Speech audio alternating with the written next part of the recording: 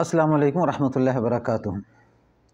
आज हम जिस मौजू पे बात करेंगे वो है कि जिस इंसान को ट्रांसफ़र हो जाए गले के अंदर और उसका डॉक्टरी जो है ना डॉक्टर जो है ऑपरेशन बता देते हैं, तो उसमें रूहानी तौर पे इलाज किस तरह किया जाए और फिर वो मरीज़ अल्हम्दुलिल्लाह ठीक हो जाता है। मैं चूँकि इलाज करता हूँ, अगर कोई इंसान किसी बीमारी में मुब्तला हो, लंबी बीमारियों में, तो वो ज़रूर रब्ता करें। मेरा नंबर है 0343971358। यानी ये याद ज़हन में रखें कि अक्सरियत के साथ ऐसा होता है कि लंबी बीमारियों में बाज़ औक़ात जादू, जिन्नात और नज़र के असरात होते हैं, जिस वजह से मरीज़ जल्दी-जल्दी ठीक नहीं होता। तो उनमें जो ट्रांसफ़र का मसला होता है, इसमें यानी कि ट्रांसफ़र में जो है ना गला ख़राब हो जाता है, उसके अंदर यानी सुर्ख़ी माइल यानी कि गला हो जाता है और छोटे-छोटे उबाले से उसके गले में पड़ जाते हैं और यहाँ तक कि फिर वो जब मरीज़ डॉक्टर के पास जाता है तो बसा औक़ात पहले दवाई दी जाती है और फिर उसके बाद जब ठीक नहीं होता तो वो उसका ऑपरेशन बता देते हैं। और फिर ऑपरेशन करने में चूँकि गला है, नाज़ुक चीज़ है, तो उसमें मरीज़ को बड़ी तकलीफ़ होती है। तो इस किस्म के जितने भी मरीज़ हों, मेरे इस नुस्खे को लाज़मी आज़मा लें, इंशाअल्लाह आपके ट्रांसफ़र का मसला हल हो जाएगा। बाज़ औक़ात तो फ़ौरन ही हल हो जाता है, लेकिन बाज़ औक़ात कुछ थोड़ा-सा वक़्त भी लग जाता है, महीना, डेढ़ महीना, 2 महीने तक भी, बाज़ औक़ात 10, 15, 20 दिन के अंदर ही आपका गला ठीक हो जाता है। और अल्हम्दुलिल्लाह यानी कि उसका जो दर्द है वो तो बहुत जल्दी आराम हो जाता है। यानी जो मेरी इलाज की तरतीब है कि मैं ख़ुद दम डालता हूँ, जिसमें मरीज़ को 3 दफ़ा बुलाता हूँ। अगर ट्रांसफ़र का मसला हो तो अल्हम्दुलिल्लाह वो 3 दफ़ा में जितने भी मरीज़ आए तो अल्हम्दुलिल्लाह वो क्लियर हो गए। यानी कि ऐसे मरीज़ कि जिनको डॉक्टर ने ऑपरेशन बताया, लेकिन अल्हम्दुलिल्लाह वो मरीज़ ठीक हो गए।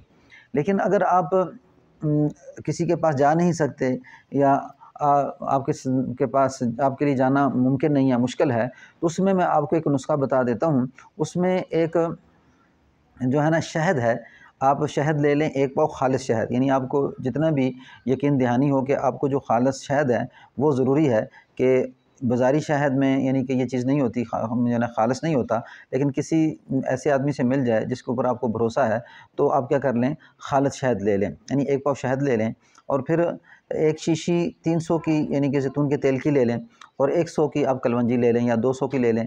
ये आपने नुस्ख़ा तैयार करना है। तो उसमें आप क्या करें, कलवंजी, ज़ैतून और शहद को 1 पाव में, यानी वो जो 300 की शीशी है उसको आधी शीशी जो है ना इसके 1 पाव शहद के अंदर मिक्स कर लें और फिर जिस वक़्त आप इसको इस्तेमाल करें तो आधी चम्मच या 1 चम्मच, यानी जिस मरीज़ का ब्लड प्रेशर हाई ना हो वो 1 चम्मच तक भी इस्तेमाल कर सकता है, उससे मरीज़ को फ़ायदा होता है।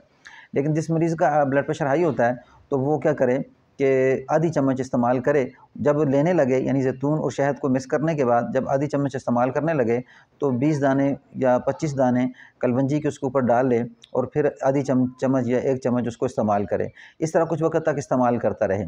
एक तो ये है और फिर दूसरा इसके साथ-साथ आप अलहम्दु शरीफ 7 दफ़ा और आखिरी 3 कुल 11 दफ़ा सुबह आप क्या करें कि जब उठें तो उठने के बाद अपने ऊपर दम कर लें और दम करने का तरीका कि अपने हाथों पे थुतकारें और थुतकारने के बाद अपने पूरे जिस्म पे मल लें और गले पे मल लें और फिर मगरिब के बाद फिर ये अमल करें।